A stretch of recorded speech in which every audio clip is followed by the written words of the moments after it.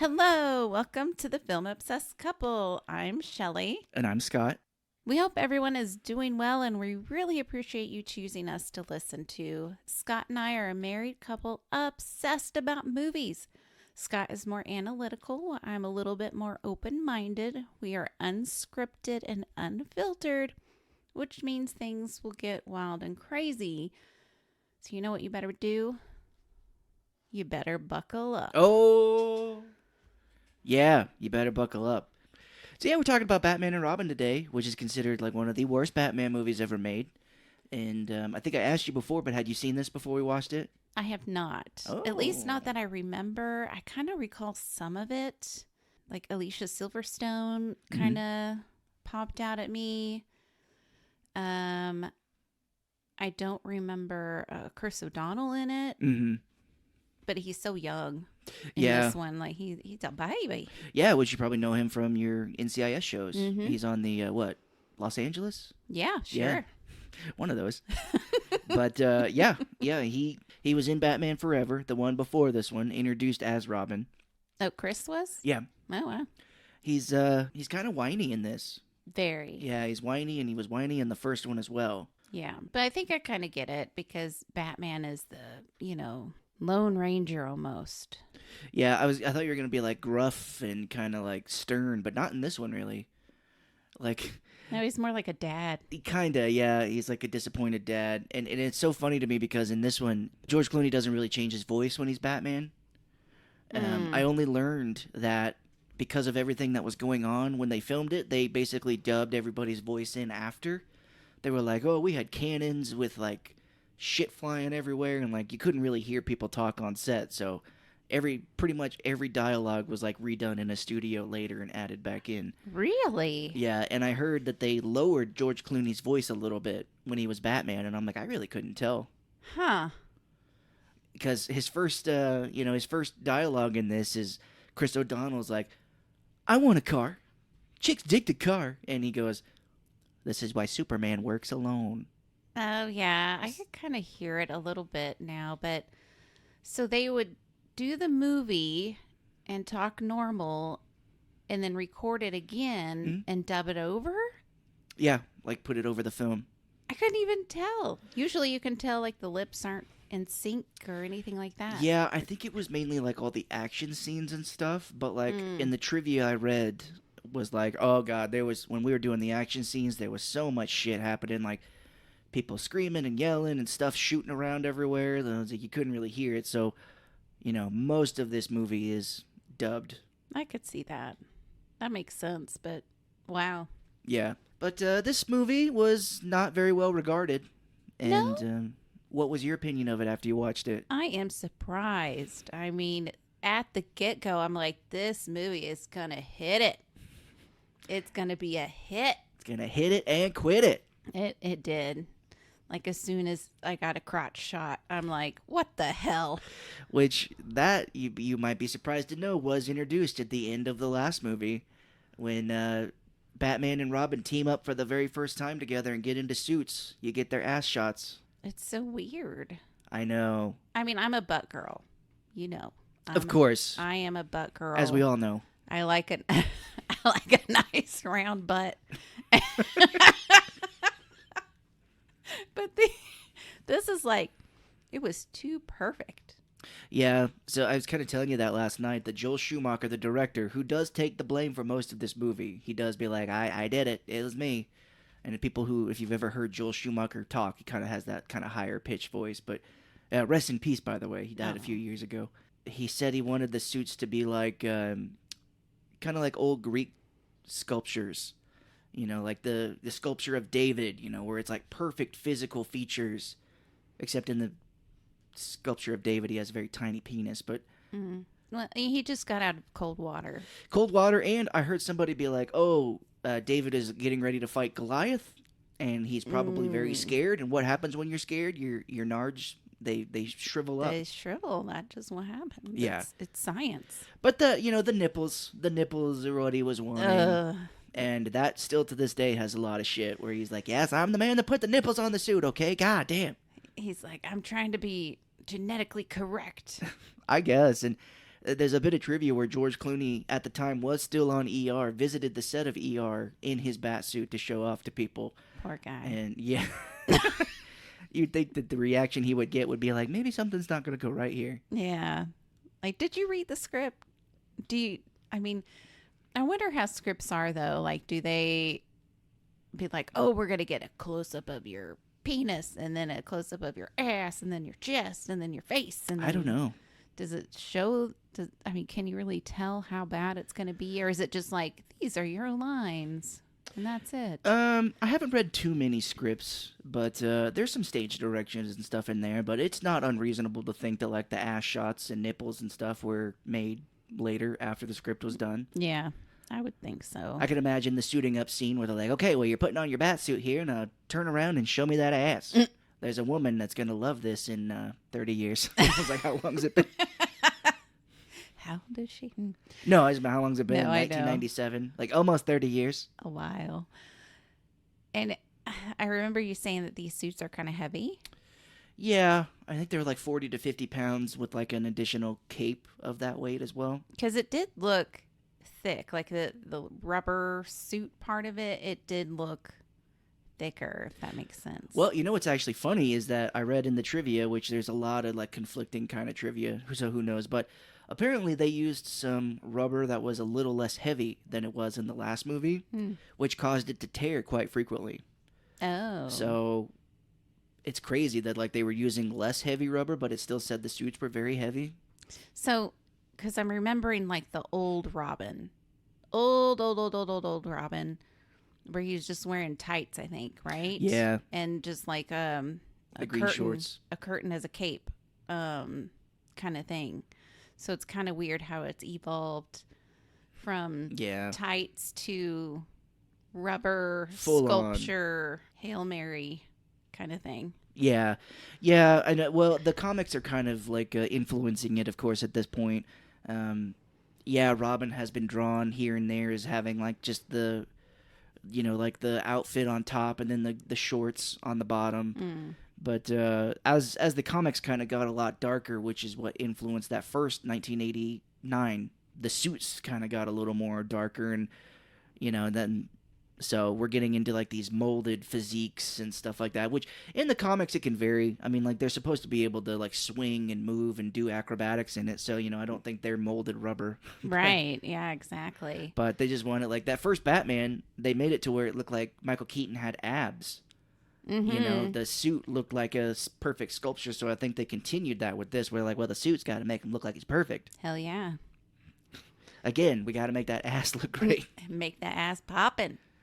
Ass is a poppin'. So the big theme of this movie was toys. Selling toys. Mm-hmm. And did you get that sense of that before I told you that that was what it was? I did as soon as we saw the car. Yeah. And all the little lights that are shining on the front. I'm like, if I was a kid, I would want that. Yes. That's cool as fuck. That's it. That's exactly it. They have multiple costume changes throughout this movie, everybody. Mm-hmm. And some of the actors, especially Chris O'Donnell, has said when they were on set, when Joel Schumacher would be like, action, he'd be like, just remember, this is a toy commercial, a toy commercial. And he's like, this may not be a good movie. I mean, I kind of want one now. One of those toys? Yeah, they're so cool. I bet you can find them for like $700. I don't know. Oh, jeez, yeah. But yeah, Batman and Robin, they changed suits multiple times. Robin's got a motorcycle, Batman's got the thing, and then at the Batmobile, and at the very end of it, they all get new ice-related vehicles to help fight Mr. Freeze. Of course. Yeah.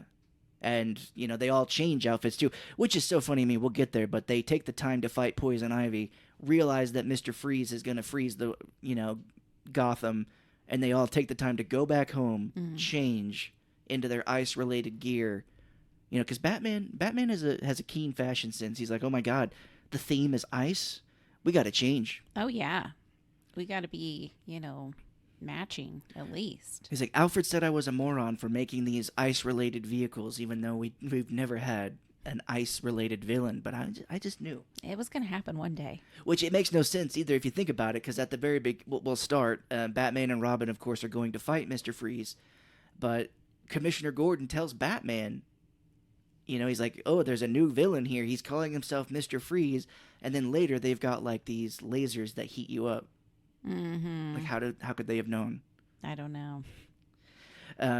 We should talk here. Batman in his Batmobile. It's like a convertible here. It's got no top.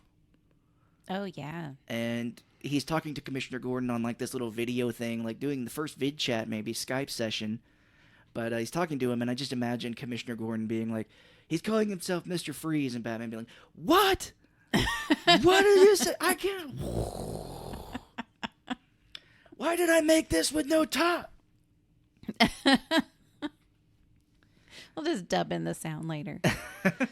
So Arnold Schwarzenegger, who is listed first in the credits, which is wild to me when I saw it, but he got paid like $30 million for this movie. Whoa. Which was at the time the biggest paycheck an actor got for a movie. He basically got paid $1.5 million for each pun that he makes, because there's 27 puns, ice-related puns, and he got paid 30. So, you know, do the math. It's like 1 point something million for each pun that he says in this movie. Not worth it. No. The puns were awful. Yeah, and you know it really sucks because you know Batman the Animated Series was around at this time, and Mr. Freeze is a very kind of like serious, tortured villain.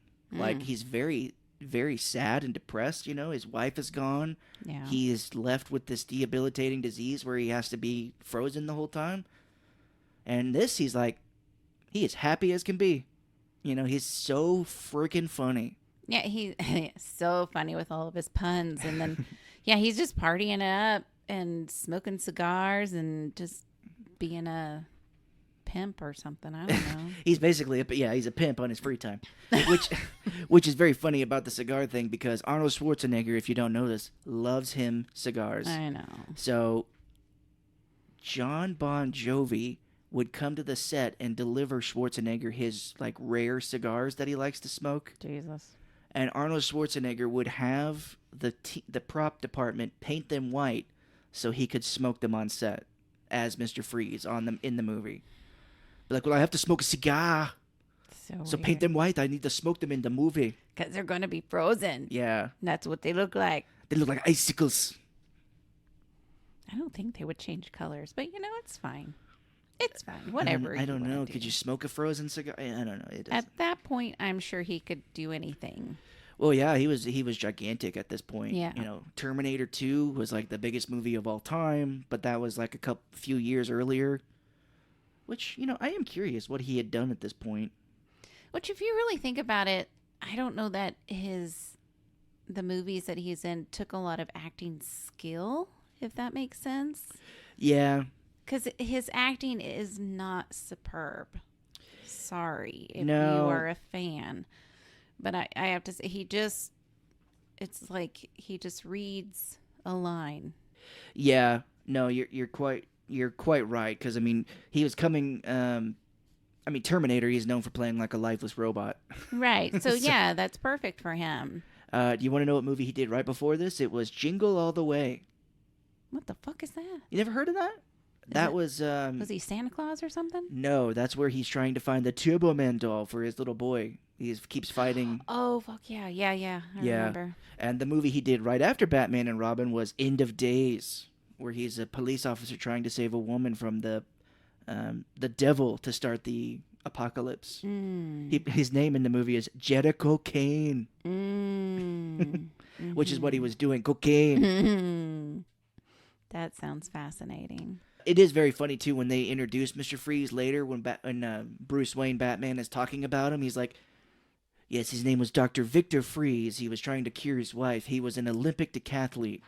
They had to, like, explain why he looks so buff. Oh. They're like, oh, well, he was an Olympic decathlete, of course, is why he looks so goddamn huge. Like, he looks like a monster. Okay. Which, in the animated series, I mean, Mr. Freeze is rail thin. He's tiny. Not like tiny, but I mean, he's like skinny. Okay. So not so much in this movie. But... No, he's built like Arnold Schwarzenegger. Yeah, he is. Which another person they had in mind to play this character was Patrick Stewart from Star Trek, X-Men. Oh. Professor Xavier. Yeah, I don't think that would have been very good.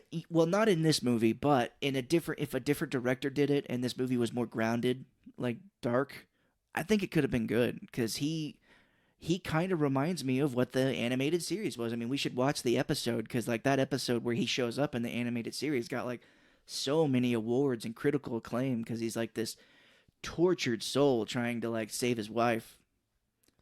But in this, he's like, yeah, my wife is sick, but I'm going to go find these diamonds and party. Yeah, and he's supposed to be like a doctor, right? Yeah. I don't know. I did not buy the whole doctor part.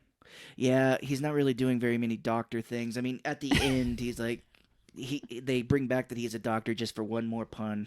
He doesn't even have a stethoscope. How can he be a doctor? Well, did he have a stethoscope in the security footage they watch of him getting into his accident? I don't remember. Maybe. Shit. I got you. Which is very funny that he has his. They have video footage of his accident. I was like, this is his accident that turned him into Mr. Freeze. That's funny. They fight, and Schwarzenegger is doing all these puns of like, what killed the dinosaurs? The Ice Age. One thing I did note that I do like how they did his eyes. They made him kind of glassy looking. Yeah, he's got like contacts in or something. I read. Yeah, it looked really neat. Like I really like that. His mouth, like his teeth light up too. I wish I knew how they did that.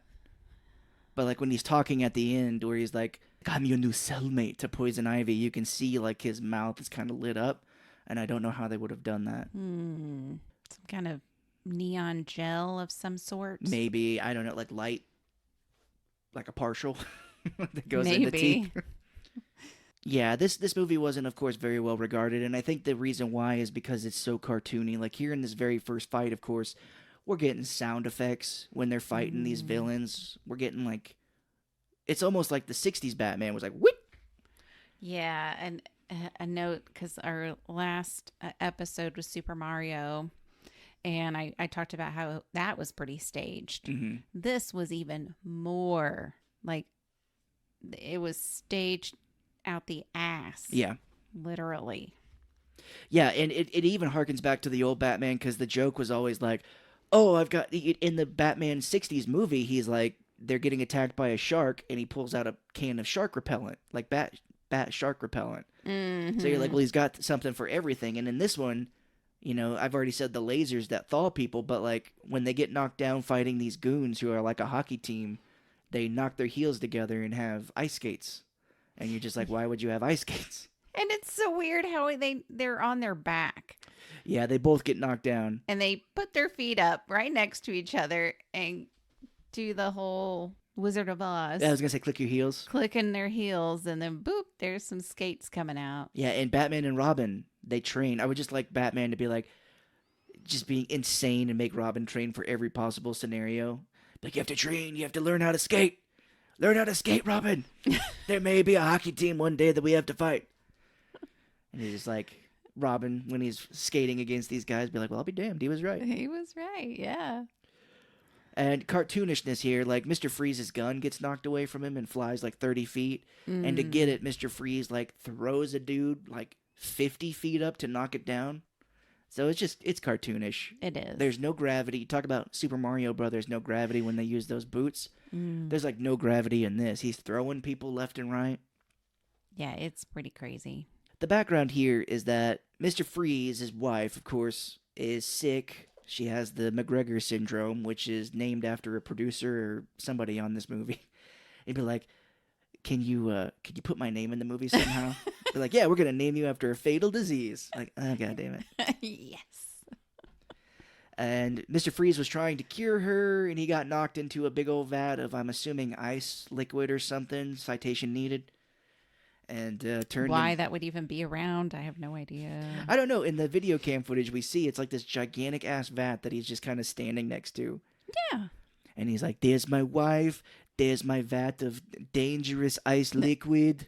Got to be careful. My dog fell in that the other day. He's like, maybe I should put a lead on it. I don't know. Oh, no, I found it in. You sound like the vampire guy. Which one? Laszlo? No, Nandor. Nandor, okay, yeah. Yeah, that's my Schwarzenegger. Nandor is your Schwarzenegger. But they see, yeah, and then there's like an explosion. He falls into this vat. So what he's trying to do, his whole motivation in this movie, is he's got to get diamonds. He needs diamonds to make his machine that will freeze Gotham, and he'll hold them for ransom for billions of dollars so he can complete his research and cure his wife. And just to kind of put a kid spin on this, it's not just any diamond. It's like a huge chunk diamond that probably doesn't even really exist. Yeah, it's like bigger than your head. Yeah. Well, like your hand. Well, yeah. It fits right in his hand. Yeah, I don't. And they're just like perfect. And yeah, you think that there would be another way around it. Because Bruce Wayne has like a thing, or somebody has a line in here where he's like, oh, he's perfected using diamond imaging to, power his suit. Or whatever. Because he keeps putting like little tiny diamonds in his suit. And like the little hungry hippos thing where he opens it up and puts the pellets in. He's like, yeah. I was like, oh, the diamonds are in and my suit is powered.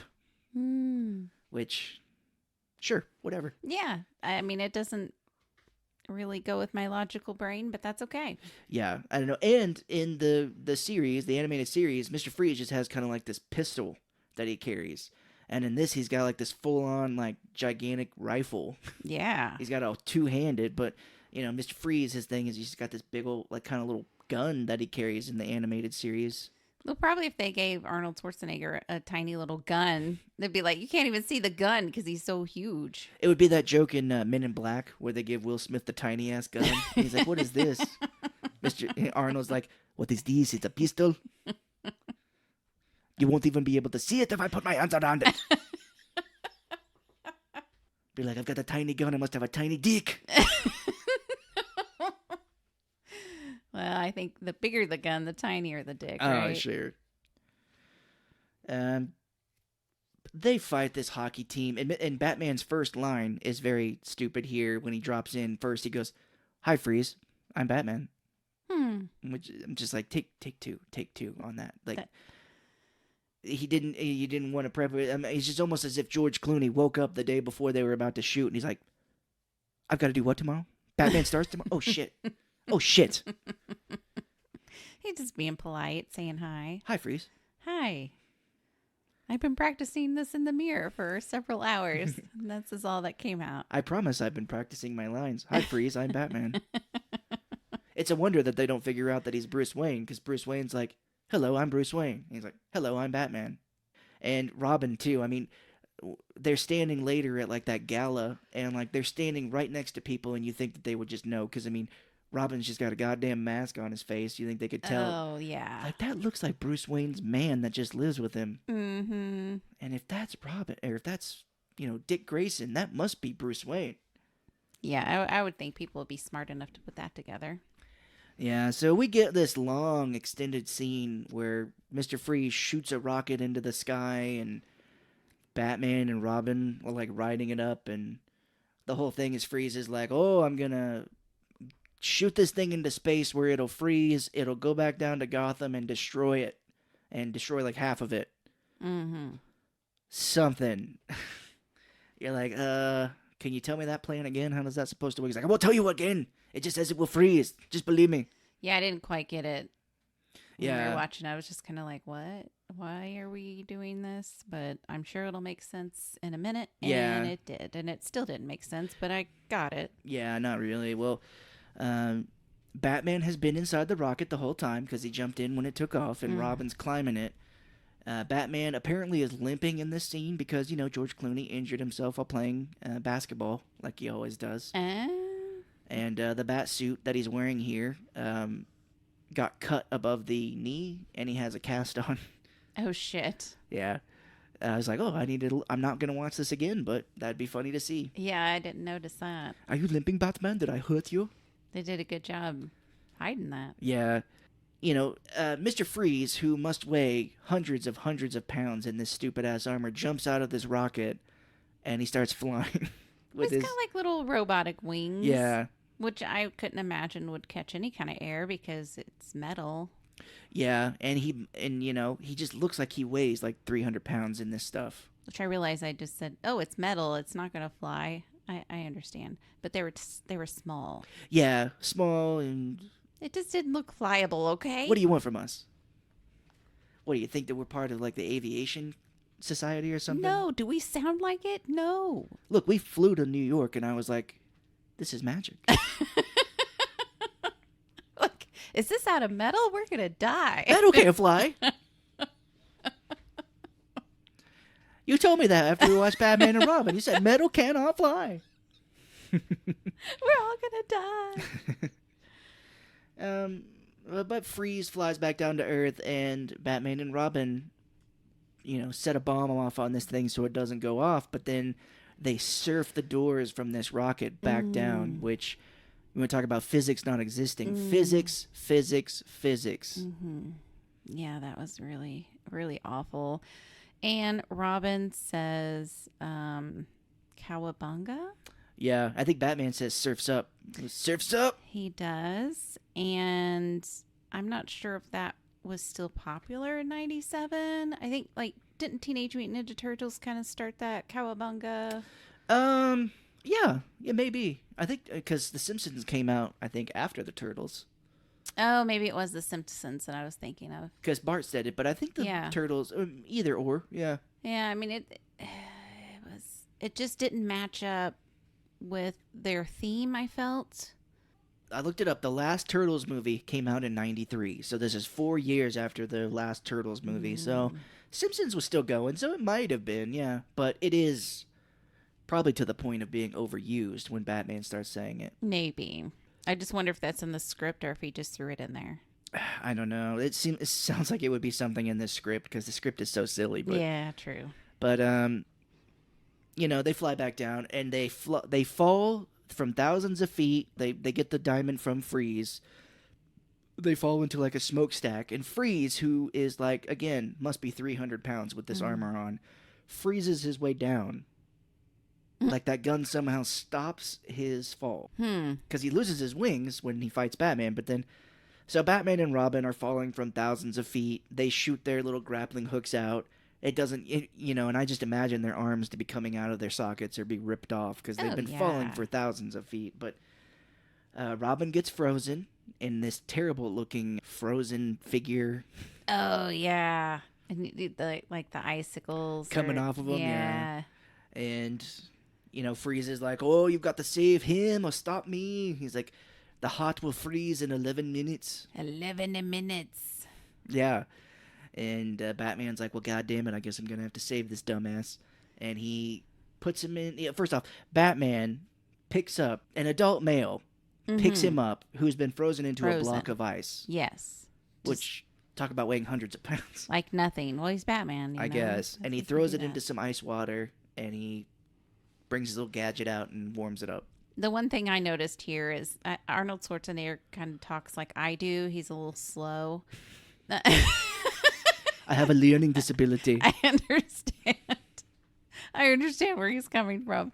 But the whole time George Clooney is staring at him like, "Are you going to finish? When is this going to be over?" Oh my God, get to the point. It's 11 minutes. Okay, you could really sum this up real quick. And he's all like, "Oh my God, I'm listening to this guy talk.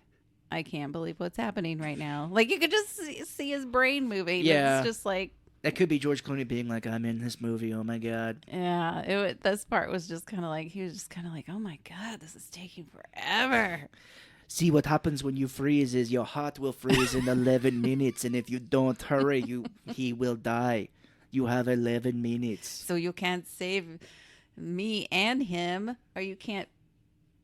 what I meant to say is you can't come after me and save him at the same time, because if you do, he's going to die. So to reiterate, you have to save him or stop me. Do you get it? This is what Scott has to put up with all the time. No. So they've added another villain in this movie, which is Poison Ivy. Uma Thurman. Yeah, which she's everybody in this movie is playing up to 10 or 11. Oh my word, thank you. I was like, I have got to talk about how she's acting.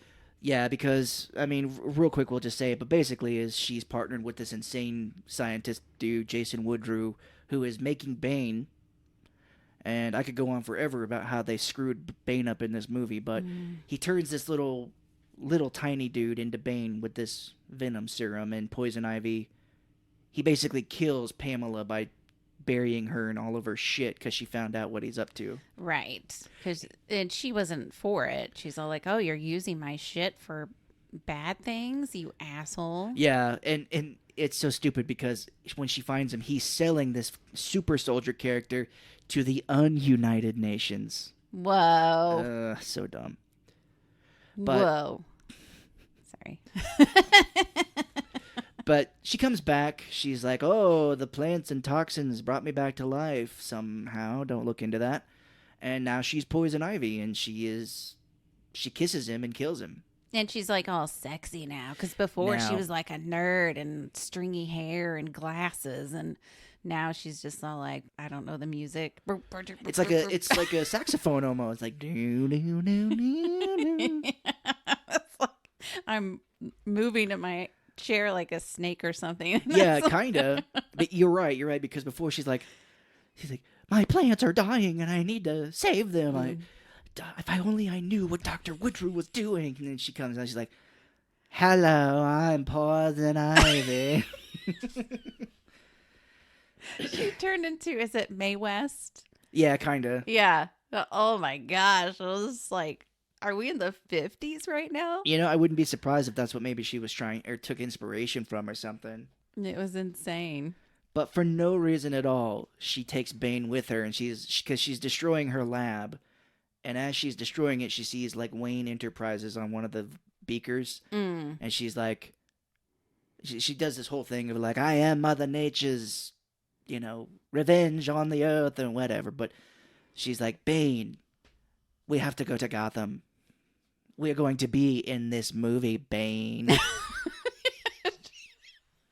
She has to have a ghoul, I guess. Well, Bane in the comic books is very interesting because he is like one of the smartest men that Batman's ever fought.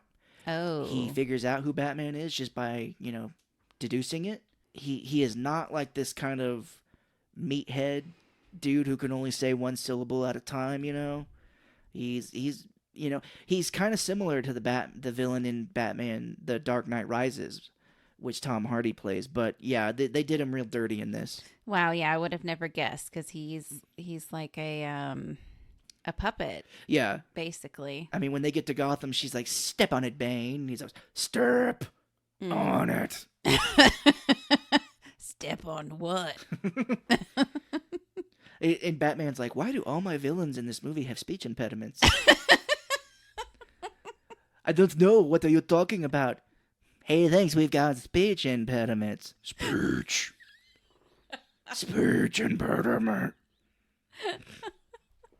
Good job, Bane. I didn't think you could get that She out. throws him a cracker. He's like, or she starts, you remember in Austin Powers where he sprays Mini-Me when he's bad? Yeah. She sprays Bane. It's like, no. Like a cat. Yeah. That's like what we do. Yeah. He's like, ugh. I guess we could talk just for a quick second about Mr. Freeze's hideout. He is in an ice cream factory, Of course. which would probably be your dream, I imagine. Yeah. Living in an ice cream factory. Shelley loves ice cream. I do. Yeah.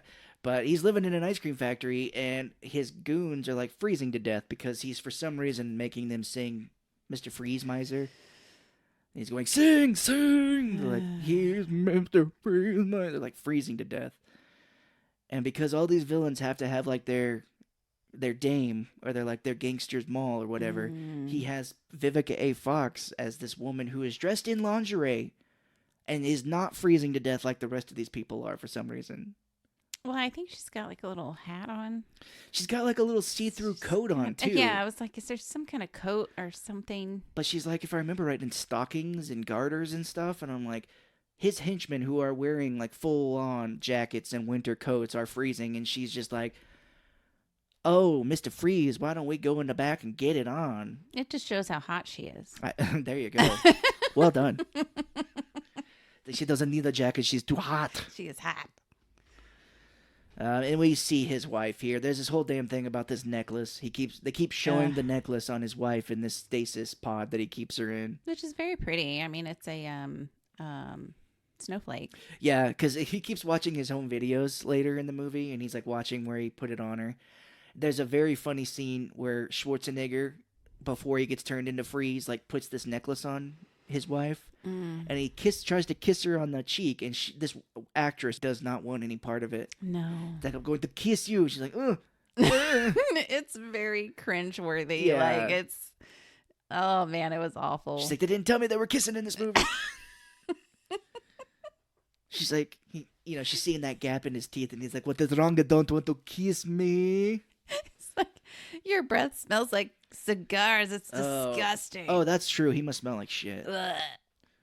Cigars that literally make me sick to my stomach. Just the smell of them, you mean? Mm-hmm. I smoked one time, and it literally did make me sick to my stomach. Yeah, I don't know what it is. It's the smell of something. It just makes me sick to my stomach. Yeah, no, I get it. So, Batman's whole thing here is like, look, Freeze wants diamonds. We have some diamonds here, apparently. Get the Wayne diamonds. We're going to put them up for auction at this jungle-themed auction, and that'll draw Freeze out. We're going to catch us a snowman. Yeah, this ginormous necklace. Yeah, which it doesn't look as big as it's not shaped like the diamond that he tries to steal at the beginning. Right. So it doesn't look like it would fit in his machine. No. Because his machine, as we see later, looks like it takes very specific shaped diamonds to get in it. Exactly. So he's like cutting it. He's like, I have a guy. I brought him from Israel to cut these diamonds. I don't even know. This didn't make sense, but Yeah. And while all this madness is going on, is we aren't talking about that Alfred, Batman's loyal, loving servant, is dying. Oh man. And we see flashes of it here and there because he's like sick in the background. Like, he's like weak. He's holding onto railings and stuff. And you're like, oh, I think he's sick. No, at first I'm like, why is he crying all the time? He's such a baby. What a pussy. They're just leaving to go fight Mr. Freeze. Yeah. He'll be fine. And you're crying. He's like, I hope they're okay. It's like, wow, he is an emotional dude. We later find out that Bruce Wayne knows that he's sick. Because he's like, Alfred's not sick, he's dying. And like, well, why are you still making him work, you fucking asshole? You ass. Yeah, because Alfred later, when Batgirl shows up, we can talk about that too. She shows up and, Chris O'Donnell's like, someone's knocking at the door and Alfred's not getting it. Alfred, the fuck are you? Yeah, what the fuck? What do we pay you for? And he comes out of a room and he's like, I'm so sorry, sir. I must have drifted off. And Bruce Wayne's like, well, that's okay, Alfred. It's the first time it's ever happened. Let's not let that happen again, okay? Yeah. And he's like, sir, you must have not known, but I have to come clean. I'm dying. He's like, I know. What? Why have you kept me working? Why can't I rest? You asked me to clean all of your car collection yesterday, sir. Why? Well, I just figured I could get the rest of the work out of you before you pass away. It's you. It's your strive. It's what keeps you going. Yeah. You got to keep working. Yeah. Have you ever heard that retirement kills? Yeah, you can't stop, man. It's like, but I'm literally dying now. No, there's no rest. Like, until you fall over and you actually die, it's not happening. Yeah. You signed the contract, and that contract says your retirement is when you die cleaning one of my trophies. That's right. But at this point, yes, here, Batgirl, Barbara Gordon. Well, not Barbara Gordon, because she's not Commissioner Gordon's daughter like she is in the comics. She's Alfred's nephew. Alfred's niece. I was waiting. We don't find out why. Later, we find out she's here to take Alfred home because she knows he's sick. Yeah, I'd be like, that Batman is an asshole. She tells Chris O'Donnell later, she's like, Alfred's sick. And then you see Bruce Wayne in the back here. He's listening the whole time. He's like, I'm just hanging out listening. But he's like, Alfred's not sick. He's dying. I've known the whole time I'm Batman. I'm the world's greatest detective. Man. But she says she's like left school. She's on sabbatical from school for the time being. And Bruce Wayne's like, yeah, go ahead and stay here. We sneak out every night, but you can stay here. Yeah, you're family. Family gets to stay together. Yeah. Alfred's terrible at being a butler, keeping his secret here, because Alfred's like, but we do get so busy around here. And Batman, Bruce Wayne's like, nonsense, Alfred. She can stay. And he's like, but what about at night, you fucking moron? So, and there's this, talk about a Z plot here, is Barbara Gordon. I'll keep calling her Barbara Gordon, even though she's not related to Commissioner Gordon. She keeps sneaking out at night riding motorcycles because Dick Grayson has like a huge collection of them. And they do this thing later where they go through this whole race and bullshit like that. It just goes nothing. It just has Coolio is there. And I mean, yeah, that's it. I mean, if Coolio's in a movie, it should tell you how bad it's going to be. Yeah. Which Corey Haim apparently is in it. He's one of the guys from The Lost Boys. He's really? Yeah. He's in here at one point. He auditioned for a role of Robin, I think, at some point, and didn't get it because of his issues. But he is in here in the background as one of like these gang members somewhere. Oh, missed it. Well, if you blinked, you would have missed it. Yeah, I was just like, oh, there's Coolio. You can't miss him. I mean, the signature hair and everything. Yeah. He's there. So that's the whole thing. So now we get on to the whole diamond heist again, where they're auctioning people off. They're auctioning women off at this jungle-themed Yeah, I'm not a fan. I mean, I think this used to be a thing, and maybe it still is a thing where you auction people off. Or I've seen it in other movies. Yeah. And it's just gross. Yeah, there's an ER episode where Greg Pratt is a black male doctor, gets auctioned off, and he hears a man bid the highest for him. So the whole episode is like, I've got to go on a date with a man. And it turns out that it was a woman who just had like an associate bid for her. Yeah. But the whole episode is like his friends being like, you're dating a man. All the homophobic shit coming out. Yeah. Makes me want to punch people. Which early episodes of ER, by the way, have the F ending in T word in it completely. Oh my God. Yeah. Not the fuck word, but the F. No. Yeah. Yeah, that's awful. I was like, holy shit, the 90s were a different time. Yes, it was. But basically what happens here is Poison Ivy, she gets up, she does this like dance. They sneak in as monkeys first off. Yeah, she's in a gorilla suit. Yeah, because it's like jungle themed or whatnot. Yeah. And she sneaks up to the highest point of this place and like she has these like leaves in her hands and she sprays like the dust everywhere into people's faces. And like everybody now loves her. Yeah, it's like some kind of poison. Well, as Mr. Freeze will say here in a second, he goes, thermal dust. Oh, yeah. Designed to heat a man's blood. It doesn't work on a cold-hearted.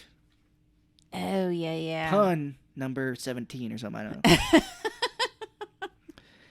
But her whole thing is that she's wanting to steal these diamonds, I guess, or, we don't really know.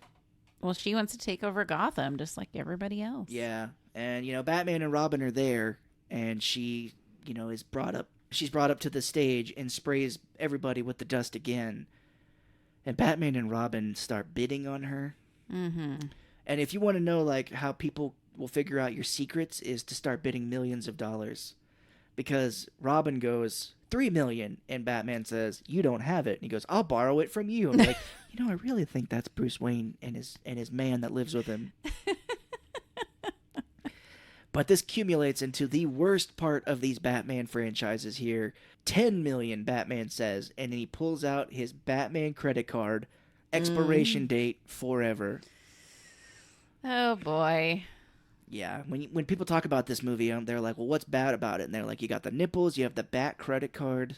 And he holds it down, not like right at his crotch, but close to like the belt line, right? Like he just pulled it out or something? Yeah, it was just kind of like an awkward, like who would hold something to show everybody down by your belt? You would hold it up. He's holding it like the game where you show the circle, and you have to hit. He's like, look at my Bat credit card. Oh, it's the circle. Gotta hit you. 2 for flinching. Yeah, it's so dumb. Well, Mr. Freeze breaks in here, and his henchmen and shit start fighting all again. Poison Ivy is like in love seeing him, and this talk again. No gravity in this place. Mr. Freeze grabs a vine and swings himself from the floor to the top. He just goes hit and goes right up to the top of the yep, in an exact curve.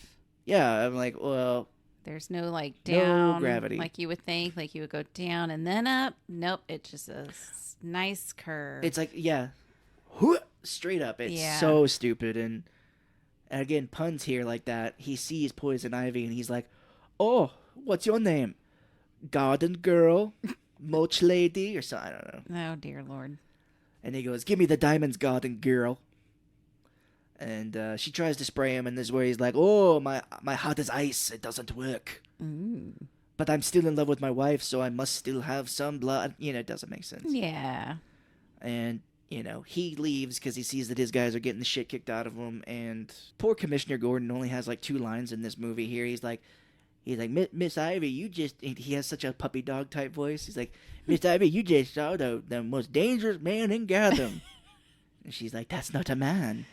That is a god." Oh, God, I'm in love. Yeah.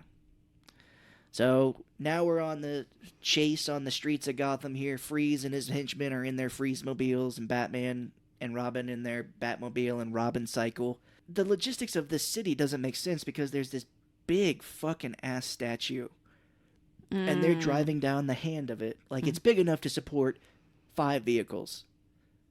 Yeah, it's insane. And, there's this whole plot going on here where Batman doesn't trust Robin and Robin's being a baby about it. But they're about to jump, like they're going down the fingers of this thing. And, Batman's like, "Pull back, you won't make the jump in your light motorcycle. I will in my super heavy Batmobile." And Robin's like, "I'm going to do it." So he disables Robin's motorcycle, almost possibly killing him. Yeah, I would think that would be worse. Yeah. Robin's pissed off and Batman makes the jump. Mr. Freeze's 2 guys get, they fall into like a wall. And Mr. Freeze makes it and he thinks he's laughing, but then Batman, he freezes the Batmobile, but Batman jumps out of it, captures Mr. Freeze, and puts him into Arkham. Whoa, that's a lot. That was a lot. Are you still with us? A lot happened there. So directly from this, I mean, there's just so much fighting between Batman and Robin over Poison Ivy now that they've both gotten her dust in their mouths and noses and stuff. In their eye holes. I really hate it when that dust gets everywhere. Can't get it out. So we go to Arkham Asylum for a minute here where Mr. Freeze is stuck. He's like, can't get out of this little cold beam that they've got him in. Which this asylum looks kind of cool. I mean, it is dark and gloomy and scary looking, but I'm like, that looks like a cool building. Yeah, it's kind of an interesting design for sure. But, Mr. Freeze is brought into this room in like a refrigerator. Yeah, oh my gosh. One of the guards is Jesse Ventura, who's like kind of a friend of Arnold Schwarzenegger, I guess. You're not going to get out of here anytime soon, Mr. Freeze. What do you think of that, Arnold? Yeah. Like, it's not any worse than I'm doing here. But don't try to outshow me. But basically, this skips quite a bit, but, Poison Ivy does end up breaking him out. Yeah, and they have it, I guess, where just this room is frozen, so when he does try to escape, he like knocks the guards out, tries to escape, but he can't. Yeah. Because he has to be frozen. Yeah, he's like, "You're not going anywhere, Freeze. This room is completely frozen, but outside you're fucked." Yeah, it's kind of, I don't know. The room didn't look any different. It's got like mist coming down from the ceiling. Okay. I was just like, I don't understand why he can breathe like 2 inches in, but then 2 inches out. He can't when there's not really an enclosure. It doesn't make sense. Yeah, it didn't make a lot That's of why I'm like, he has to stay directly kind of under this beam, but like 2 feet away, he's sick and dying. Yeah, I know. But Poison Ivy shows up with Bane to break him out here, and surprise, she kills the 2 guards by kissing them because her lips are filled with poison. Oh yeah. Isn't that Alice Cooper? Poison. Yeah. Your lips are filled with poison. Yep. Bane, in a very quick kind of like a shout out to the previous movie, Bane is getting Mr. Freeze's outfit, and we see Two-Face in Riddler's costume from the last movie. Oh yeah. Yeah. And you're kind of like the nerds in the audience are supposed to be like, "Oh my God, there's other villains in this place." Ooh, yeah, the asylum. So this doesn't make sense at all here, but, Mr. Freeze gets his suit on and he's like, "Oh no, I need more diamonds to power my suit." Yeah. and they're not going to get out because Bane, it's solid rock. He can't break open the walls himself. So Mr. Freeze has like a little fountain here. He basically takes a tube off of his suit and sprays it, this little water fountain, and it kind of freezes the wall and shatters it. Yeah.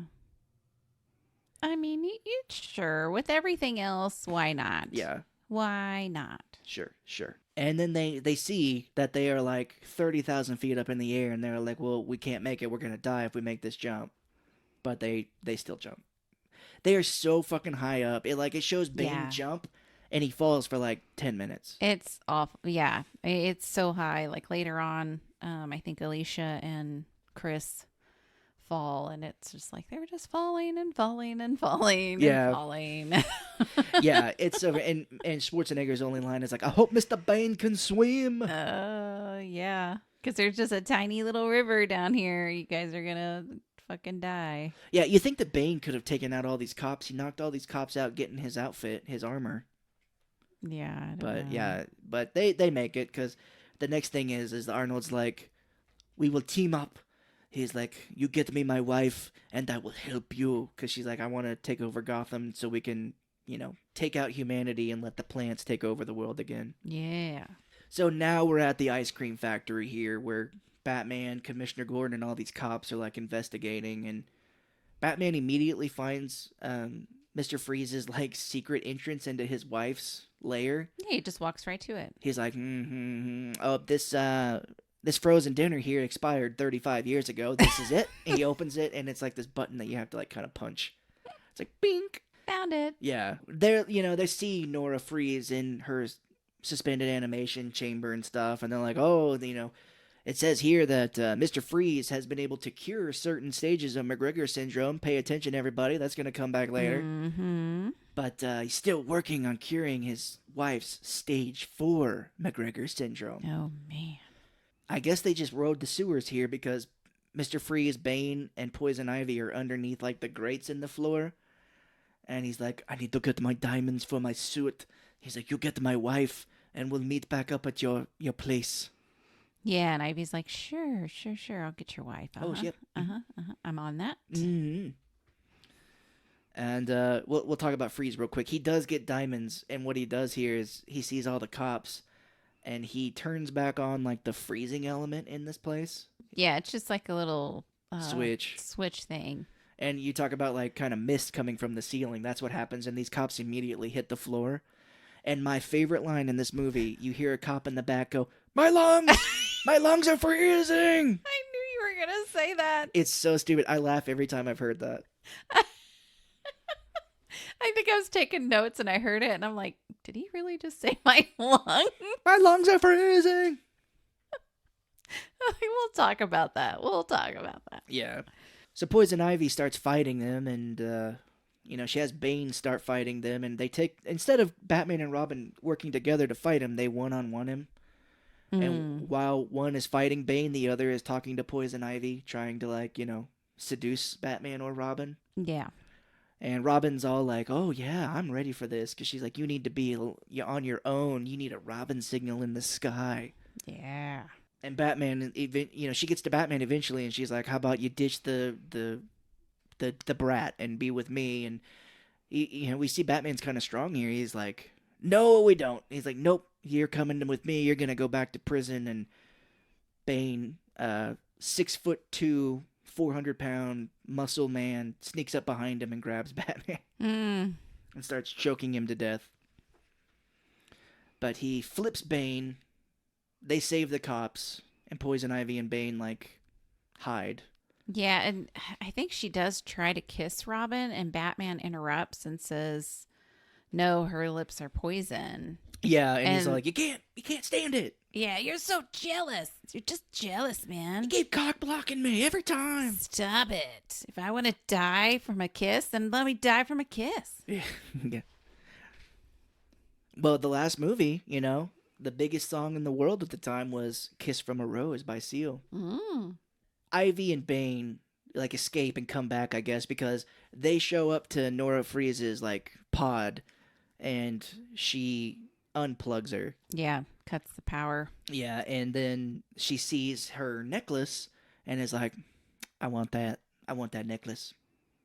Oh, yeah. It's pretty. I don't know why she would want it. It doesn't really match her aesthetic. Well, she uses it here in a second as kind of like a twisting the knife. Oh, yeah. So we didn't really talk about it, but there's a whole scene. This movie feels like it's like 8 hours long. She cleared out this like neon gang from this Turkish baths place. I don't know exactly. It but- was so weird and like out of place. Like I get Yeah. she needs to find a place to stay, but it was like, why are you coming here? I don't know. She basically, yeah, she cleans out these guys earlier, but she has now turned it into like this huge garden with like deadly plants and shit. Mm-hmm. But Mr. Freeze is hanging out there now, and she comes back, and he's like, "Where's my wife?" She's like, "Yeah, about that Batman who has never killed any. Well, not in these movies. Batman has killed. Never mind. It's like Batman who is trying to stop us and everything. I'll just say I was gonna say Batman who's a good guy, but not in these movies, really." Yeah. She's like, "Yeah, Batman. He killed her. Yeah, he's a real dick, really. Yeah, and you want proof of that? Here's her necklace." Yeah. Because I stayed behind.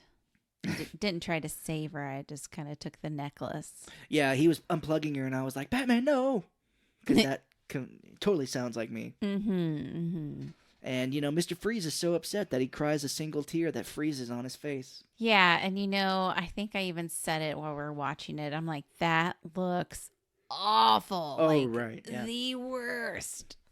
1997 CGI. The worst. It was just so. Oh, I wish they would have never even put that in. It was just so bad. Yeah, no, I know. It's so dumb. So now we get the big plot of the movie, which is Mr. Freeze is like, "I will blanket Gotham in endless winter." Mm-hmm. So he's going to freeze everybody, and he goes, "First Gotham and then the world." Okay, you're saying like Venter and Verl? Well, he's German Austrian, I think. I don't understand. No. But yeah, he's gonna freeze Gotham with his he's like, "Oh, I've got my machine here that will help me freeze it, and I'm gonna use that new telescope that we've introduced before." They keep talking about it throughout the movie. That's right, yeah. "I'm going to use it as a big ass gun and freeze Gotham." Oh, yeah. And Poison Ivy's like, "That's great, because once everybody in the world is frozen, it'll just be us. And you see this big ass like weird demon plant that I've got under glass here. I'm gonna plant them, and we're gonna rule the world with them." And Freeze is like, "Yeah, sure, that sounds fine, I guess." Yeah, they can live in frozen conditions, I'm sure. Yeah. I don't know. He's like, "I will start a new ice age." So that's the plan. And now we just skip to it. And Batman and Robin, they finally get over it. They're squabbling, and we do get probably the best scene of the movie when Bruce Wayne is talking to Alfred here when he's like laid up in bed. Mm. Because he's talked to him throughout the whole movie, and he keeps having flashes back to when Alfred kind of raised him. But this is a great scene. George Clooney, who is a very good actor, I think, is bringing it here where he's like, he says it. He's like, "I love you, old man." Yeah. He has like a very kind of heartwarming scene. It was endearing, but I don't know. It's like, yeah, that, and then there's another good line kind of I liked at the end, but that's a very good scene, I think, because it's two people. It's not over the top. Mm-hmm. It's two real people acting with each other. But Chris O'Donnell is about to go start going on his own, and he's like, "I'm gonna be on my own. Why could you never let me be solo? And you always want the glory for yourself." And Batman kind of finally breaks down, and he says, "I'm asking you, partner, brother." He's like, "Will you help me now?" And that kind of like, he's like, "Oh shit, he called me a partner. He called me his brother. I guess we'll be okay now. Yeah, I'm gonna help him." What he really meant was daddy. Son. Daddy and son, yeah. Papa. Son. This whole time in the background here, since Alfred's dying, he's been trying to find his brother, who is like a butler to a traveling India court. They travel everywhere. This is so weird. Yeah, but he's trying to get in contact with his brother Wilford so he can possibly take over for Bruce and Dick. I guess so. But, you know, he gets too sick towards the end, so he tells Barbara, he's like, please continue my search for my brother Wilfred and give him this DVD. And he's like, and don't look at it. I think it's the first time he called Robin Dick. Me? Yeah. Yeah, well, I mean, come on. If people don't know, his actual name is Dick. Yeah, Dick Grayson. Which Batman does call him a dick. And I'm like, well, that's rude. And then you're like, that's his name. And Yeah. I'm like, oh. Yeah, that's so great. In that scene where he was like, partner, will you help me? He goes, you know, Robin's like, Poison Ivy just wants to help. And he goes, she wants to kill you, Dick. And you're like, and I go, his name is Dick. Like, oh. I was like, wow, this is a kid's movie? Oh my goodness. She wants to kill you, Dick, you fucking asshole.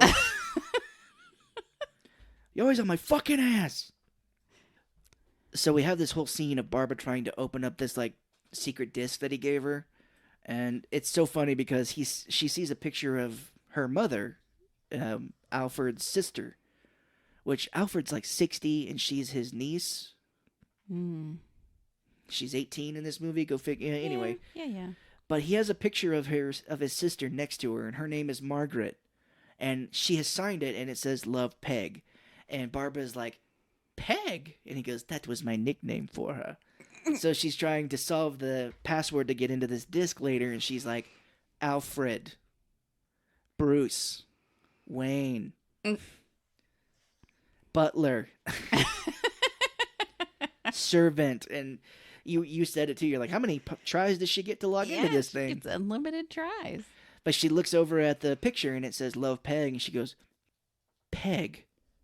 Peg is short for Margaret. And, of course, that's the password. 3-letter passwords, by the way. Not very safe, Alfred. No. And is Peg really short for Margaret? Wow, I didn't know that. Yeah, I don't think you hear it very much anymore because I don't know how many people are named Margaret these days. But, yeah, I've heard Peg before. Interesting. I think Peggy is short for Margaret. Huh. I think. I don't know. Yeah. All right. But she gets in, and surprise, surprise, it's the entire secrets of the Batcave and everything that Alfred does. And we see the title of the movie where, like, the two images fly in together. Mm-hmm. She goes into the cave, and there is a computer Alfred in here, like, he's like Max Headroom, where he keeps, like, glitching. It's like, I figured you would be in here some day. Yeah, that's great. And she's not, like, alarmed. She's just kind of like, oh, this is normal. Yeah, she's not like, holy fucking shit, he's Batman.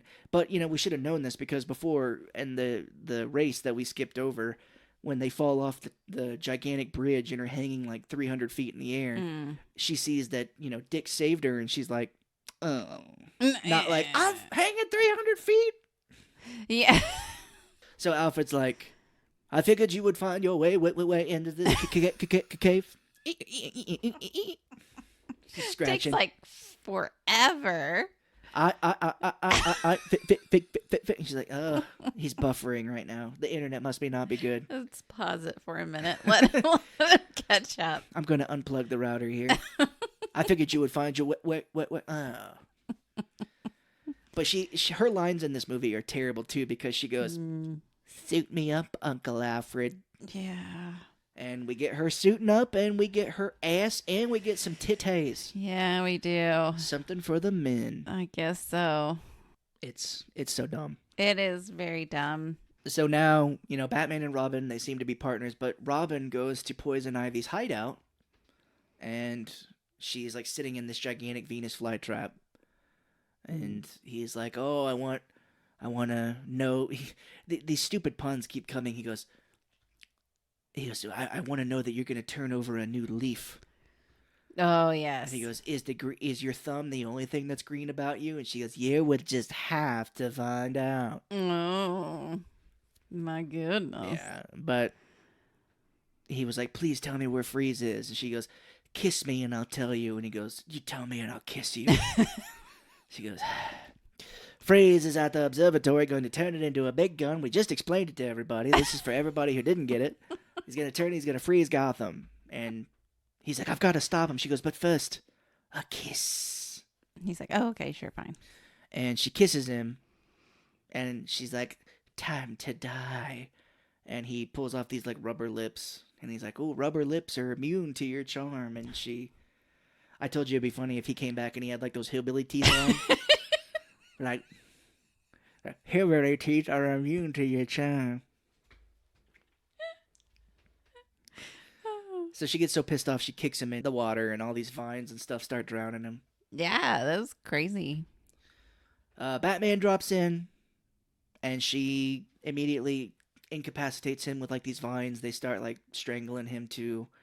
And she's like, now it's time for me to join Freeze. And oh no, Batgirl shows up. My goodness. Yeah. Can't even recognize her. She just has The mask on. the mask on her face. Yeah, just a little kind of like the mask over her eyes only. And it's like, I wonder who that is. A lot like Robin. Yeah, and for his sure. Mask, so yeah. Batgirl has some line here where she's like, women like you give us a bad name. Yeah, I don't really like the whole men versus women. And Yeah.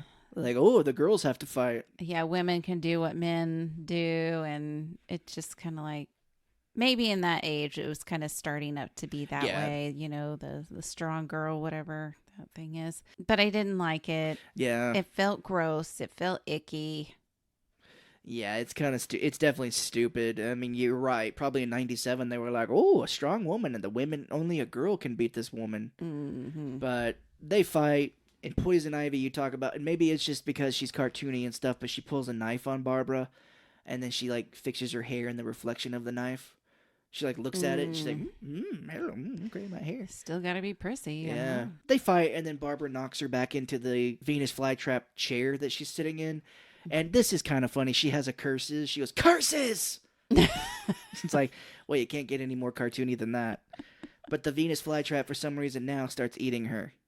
Yeah, that's so weird. Like, why would her plant turn against her? Just I don't because she fell in it just right or bumped She activated it? I don't know. Yeah, you're right. I don't know why. There is a very funny moment here where we keep cutting back to Robin, like getting pulled back under, and we see him one time pop out of the water, take a breath, and then go back down, and it's just the shot reversed. Yeah, you caught it. And Yeah. I'm like, and you rewound it. And I'm like, oh my gosh. Yeah. He pops out of the water, and then it's reversed of him going back. And then later we see when he finally gets out of the water, because he cuts some of the vines, he pops out of the water. It's just the same shot from before of him getting out. It's awful. Yeah, and Batman cuts his way out of the vines too, and they have this funny little snarky moment here where he was like, and who might you be? She goes, I'm Batgirl. And he's like, Batgirl? That's not very PC. How about Batwoman or Batperson? And she goes, Bruce, it's me, Barbara. Can't tell with this mask I'm wearing. Yeah, and Robin is like, we got to change the security. And he goes, well, she knows who we are now. We have to kill her. And Batman goes, yeah, we'll kill her later. Come on. We got to go change and get our new vehicles. We got to get all prissied up here. So at the observatory, yeah, Bane has been setting all these bombs everywhere. And we know they're bombs because when he puts one down, he goes, bomb. Moves over. Bomb. Wow, So, nice. he's like, very good, Mr. Bane. Good job. They talked about it earlier, but basically this big new telescope that Wayne has donated, like, uses satellites, and you can, like, see where it is anywhere in the world. So, yeah, but Mr. Freeze uses his special whatever to put it in the telescope to turn it into a giant freeze gun, and he freezes Gotham. Which, a little bit of moment of comedy here. There's a bulldog about to pee on a hydrant, and it freezes right when he's about to pee. Oh, that's so silly. Batman, Robin, and Batgirl are all driving on their new, or like Batgirl's got a ice motorcycle looking thing. Robin's got like a snowmobile, and Batman's got, I don't know what the hell it is. It's like a variation on a Batmobile type thing, but I think I was just over everything at this point. for sure. I'm just like, this movie is just god awful, and when in the hell is it gonna end? Yeah, I know, it's so stupid. And like here we get the timer where Batman's like, we have 11 minutes to unfreeze Gotham or everyone's gonna die. And you're like, well, that's not gonna work. Yeah, I don't know how that's gonna be possible, but good luck. Yeah, they beat all of Freeze's henchmen here, and then they get up, and Barbara has her cowl on. She has the thing that makes her look like Batman. Yeah. She has the ears, the pointy ears, and everything. And then she takes it off for no reason. I'm like, The whole time she wore it like maybe 2-3 minutes. Yeah, and I was like, that's how Batgirl should kind of look. And then she just takes it off, and she's got like the little mask over her eyes only. I bet it wasn't very comfortable. Yeah, probably. Like as an actress, it was just kind of like, this is very uncomfortable. Maybe with all the hair, I imagine, for a woman, because like Bruce and Dick have pretty short hair. Right. So Bruce Wayne's like, oh, I here's what we can do is we can reprogram this telescope to use the satellites to redirect the sun from the Congo here to Gotham. Mm-hmm. And we can use this big telescope as a big heat gun instead of a freeze gun. And there's a lot of dicking around here. Mr. Freeze shows up, and there's these two scientists that are like, hanging on to the side of it the whole time. Yeah, probably to bring some comedy, but... Yeah, they were frozen for a minute, and Batman thawed them out with these little heaters, but they're fighting. Barbara and Dick, they're trying to, like, unthaw these mirrors so they can use the telescope, but they, Freeze fucks it up, and they end up falling off. And there's a really stupid thing where Robin, like, shoots his grappling hook, and it hooks onto, like, a piece of ice, and he goes, I've got you! And it breaks, and he freaks out, and she shoots her grappling hook, and it hooks onto, like, steel. And she goes, no, I've got you. Yeah, this is where for some reason I thought they fell at the asylum, but it was here. Yeah. That they fell. It was still forever. Oh, for sure. It's a long-ass fall, but they safely land on some ice, and somehow Bane is down there. He shows up, and he's kicking the shit out of him. And Of course. And we're talking about girl power here. I don't know if this is why they made it that way, but, Bane is beating the shit out of him, and Robin realizes, he's like, hey, he's got this big-ass tube coming out of the back of his head. Kick it out. And he tries, but he fails, but Batgirl with her stiletto boots gets it and knocks it out. Yeah. And he turns back into a little man. A tiny little man. Yeah, it's a little weird. It is. So Batman does beat up Mr. Freeze here, and he's like starts to thaw the city out. And of course Batman goes, freeze in hell, Batman, and he triggers all these bombs, and this gigantic telescope goes down, and it just explodes and falls all the way down. And these two scientists are screaming, and Batman goes, hang on, grab onto my belt, and shoots off a bunch of grappling hooks. He leaves them on some ice, like, down, and they're like, thank you, Batman. I'm like, how the hell are they going to get down? Yeah. It doesn't matter. Yeah. Thank you for saving our life. For sure. And he grabs Robin and Batgirl here. He goes, need a lift? And they all get back up to the top of the telescope. Mm-hmm. And they're like, oh my god, we're fucked. The telescope was what we were going to use to unfreeze the city, but there's no way to do that now. And Batman's like, well, we could use the satellites directly to just unfreeze the city all at once. But it will take a coding genius to do it. Oh, that's right. And Robin's like, I've got it. And Batgirl goes, no, I've got it. Yeah, because I'm the girl and I could do everything better. Yeah. I'm like, yeah. Yeah, we weren't quite there on having like a strong female character yet. Yeah, it was just kind of stupid. Like, how old are we? Are we like 13, 12?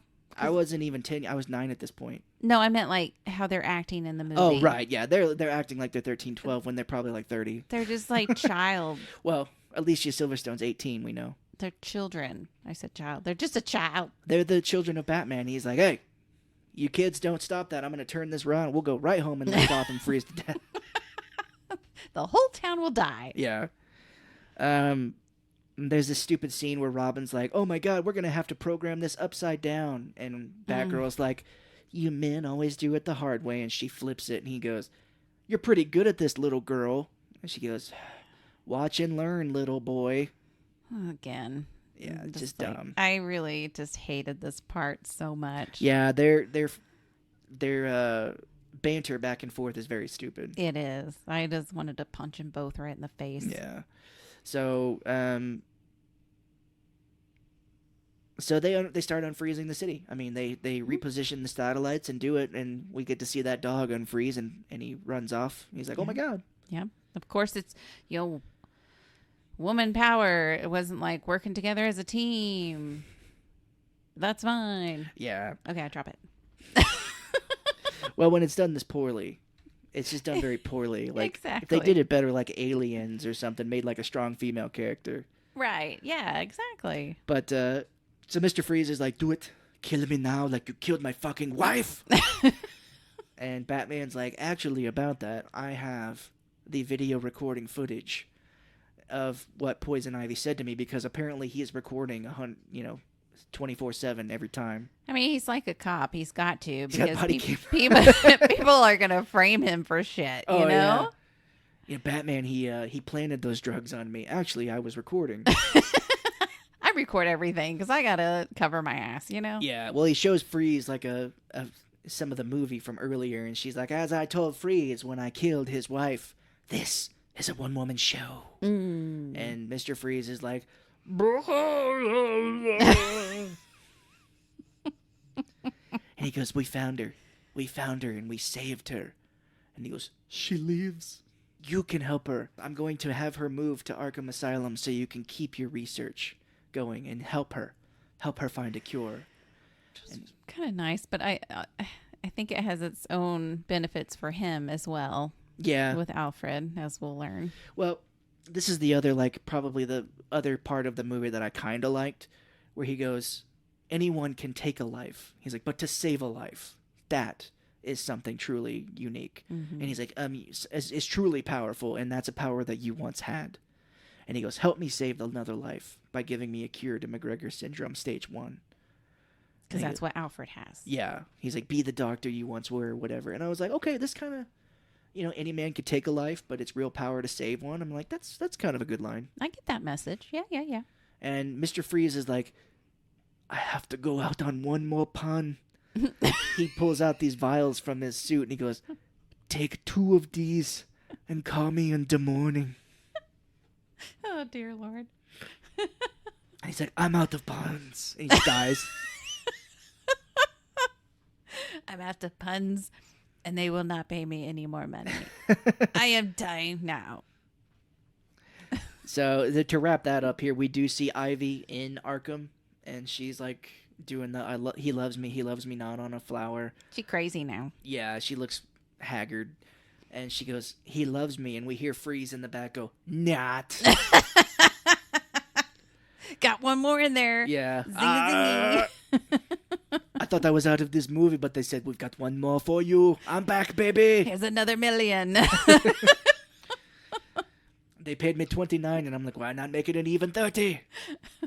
I'm your new cellmate, and I'm going to make your life a living hell. Oh. So whatever, we're back at the mansion here with Bruce Wayne. They've fucked this place up. There's like pizza boxes everywhere, and they're sleeping on like the couches and stuff, and we're showing that they gave Alfred like the serum and stuff. Alfred wakes up in the morning and he's like, oh my god, I'm gonna have to clean all this fucking shit up. And Bruce Wayne's like, you're back, thank god. Yes, please get started right away. Yes, please. Don't even change. Just, you're in your robe, it's fine. Yeah, and we have this whole thing of like, Dick is like, Bruce, when I fell back there, how come you didn't try to help me? That's the first time you never tried to catch me. And he goes, well, I trusted you. And he's like, that's something someone told me a bit ago. Wink, wink. That was you. And Barbara's like, well, what about me? And he goes, you're going to go back to school. And she's like, are you crazy? And he goes, Bruce, you're not going to win this fight. Trust me. And he goes, they do the whole partners. And Alfred has the last line where he goes, we're going to need a bigger cave. Oh, that's so funny. And it ends like the third movie does, where instead of Batman and Robin running at the screen, it's Batman, Robin, and Batgirl running at the screen. Credits to this god-awful movie. And to Gotham City! We hear that song playing over the credits. City of Love. Yeah. I sang that, and you were like, oh. And I was like, I want to see if there's something at the end I can't remember. And we stopped in the middle, and it was like, City of Love. You're like, oh. There really is a song like that. Really? I was like, yeah, I wasn't kidding. There's a real Gotham City. I thought, oh, he's being funny. That's cute. Sang by R. Kelly, if I remember right. Yeah, I don't know. It's a good one. I really like that song. Yeah, R. Kelly currently in prison. But, yeah, that was Batman and Robin. Yeah. It was god-awful. All right. Well, thank you guys for listening. If you enjoyed this show, please, please, please help us spread the word by telling a friend or rating us on your favorite platform. If you give us 5 stars on iTunes, leave your name and where you're from, and we'll give you a shout out on our next episode. You can also follow us on Instagram or Facebook. So next time we will be doing another kind of stupid movie. Not as bad as Batman and Robin, but kind of up there. I haven't watched it in a while, so it may be as bad. But we're doing the Ben Affleck mind-bending thriller Hypnotic. Whoa. He plays a cop trying to find a dude with psychic abilities, and things are not what they seem. Oh, my goodness. So until next time. Bye-bye.